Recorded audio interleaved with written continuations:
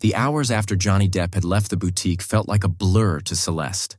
Her mind raced as she tried to make sense of everything that had just unfolded. The luxury store, once a place of control and power, now felt alien and oppressive. Johnny's words echoed in her head.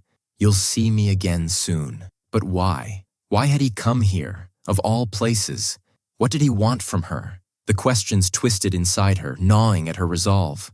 She spent the rest of the evening in a daze, trying to maintain some semblance of order in the store. But her thoughts were elsewhere. The store's pristine atmosphere had been shattered, replaced by an undercurrent of tension that seemed to cling to the air. She couldn't stop thinking about Johnny's cryptic warning and the strange power he seemed to wield over everyone in the room. Her staff, even the security guard who had turned on her without warning. By the time the boutique closed for the night, Celeste was drained, mentally and emotionally. She sat behind the counter, staring blankly at the luxury items on display, trying to shake off the unsettling feeling that had taken root in her chest. Was Johnny Depp just playing a game? Or was there something much darker at play here? The thought of him, so calm, so assured, haunted her. The next morning, the usual calm of the store was disturbed by a message on her phone. It was from Isabelle, her mentor in the fashion industry, and the tone of the message was unlike anything Celeste had ever received from her. It read simply, "We need to talk. Something's happening. You're in danger." Her heart skipped a beat. What could this possibly mean? Isabelle was always the picture of professionalism, rarely ever sending messages like this, especially not without any context. Celeste felt a rush of urgency. She had to meet Isabelle. She needed answers, and she needed them now. The drive to Isabelle's office was a blur. Celeste's mind kept returning to the previous night, to the way Johnny Depp had so effortlessly turned the tables, how he'd manipulated the situation with such ease. What had been his true purpose? Was there more to the celebrity persona than met the eye? When she arrived, Isabelle was waiting for her in the same sleek, modern office she had always known. But today, Isabelle's demeanor was different. Her face was drawn, her eyes hard with something Celeste couldn't quite place. As Celeste entered, Isabelle didn't greet her with her usual warmth. Instead, she motioned for Celeste to sit, her gaze never leaving her. "Celeste," Isabelle began, her voice steady but laced with concern.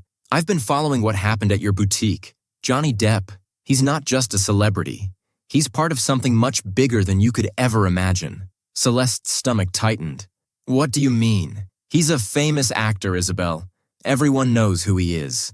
Isabelle shook her head, her eyes darkening. "That's what he wants you to think. Johnny Depp has been moving in shadows, operating behind the scenes for years now. He's part of a clandestine network, an elite circle that controls much of the fashion industry. The people you admire, the designers you work with, the brands you showcase, they're all connected to this web of power." Celeste blinked, trying to digest the information. "Are you saying Johnny Depp is involved in some sort of conspiracy?" "It's not just a conspiracy," Isabelle replied gravely. "It's a system, a network that has infiltrated the very heart of the industry. They don't just control the trends, Celeste. They control who gets to succeed, who gets to fail, and who has the power to remain untouchable. Johnny Depp is one of the masterminds behind it."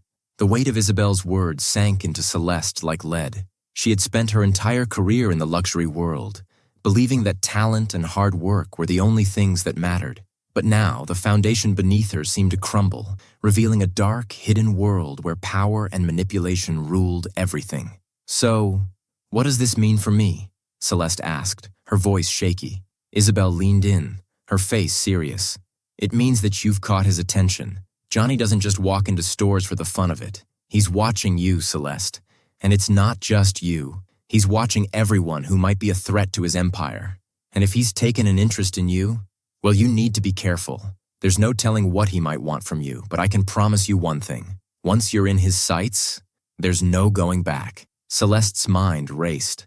She thought back to the conversation with Johnny in the boutique, the way he had subtly manipulated the situation, his control over everything in the room. He wasn't just a celebrity.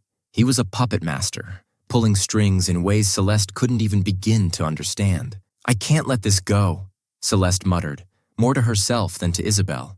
"I have to know why he came to me. Why now?" Isabelle's face softened with a hint of sympathy. "Be careful, Celeste. The game Johnny plays isn't one you can win easily. You're not dealing with a man who has anything to lose. He's already won. You're just a pawn. But Celeste wasn't about to back down. She had spent her life fighting for success, and now she wasn't about to let some underground network of elites pull her into their twisted game. "I need to find him," Celeste said, her voice firm. "I need answers." Isabelle gave her a long, hard look, as if trying to gauge whether Celeste was truly prepared for what she was about to face. "You don't know what you're getting into, Celeste, but I won't stop you. Just remember, you may be walking into a trap, and once you're caught, there's no escaping it." With that, Celeste left Isabelle's office, more determined than ever to uncover the truth behind Johnny Depp's visit. The world she had once known was now a tangled mess of secrets and lies, and Johnny Depp was at the center of it all. She would find him, and when she did, she would force him to reveal his true purpose. The final confrontation. That evening, Celeste stood outside a dilapidated building on the outskirts of the city, the location Johnny had somehow communicated to her without words. The building, an old industrial warehouse, looked abandoned, its windows cracked and covered in grime. But Celeste wasn't intimidated. She was too far gone now. She had to know the truth. Inside, the atmosphere was oppressive, the air thick with tension. Johnny Depp stood at the far end of the room, flanked by two men in black suits. His eyes met Celeste's as she entered, and a faint, knowing smile tugged at his lips. "I knew you'd come," he said, his voice low, almost predatory. Celeste didn't flinch. "I'm here for answers. What do you want from me?" Johnny's smile faded, replaced by something darker. "You were never meant to be part of this world, but you've caught my attention, Celeste. You're too smart, too ambitious to ignore. And now, you're in my world." The air grew heavier with every word. Johnny stepped forward and Celeste felt a surge of dread. This was no longer just a conversation. It was a reckoning. "You can't control me," Celeste said, her voice steady. Johnny chuckled darkly. "We'll see about that." The moment his words hung in the air, the men in suits advanced toward her. But before they could reach her, Celeste acted swiftly, pulling the diamond necklace from her bag. The same necklace that had arrived at her boutique, the one that Johnny had somehow sent her. She held it up, catching the light. It shimmered like a beacon of defiance. Johnny's expression faltered for a brief second. "You think this changes anything?" But Celeste knew. The necklace was a symbol, a token of power, and she wasn't going to let him control her anymore. "I'm done playing your game," she said firmly, turning to leave. Johnny's eyes narrowed, his gaze seething with something Celeste couldn't place. "You'll regret this."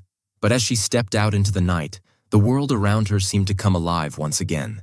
Johnny Depp's web of control, his empire of secrets, would no longer hold power over her. She had made her choice, and there was no turning back.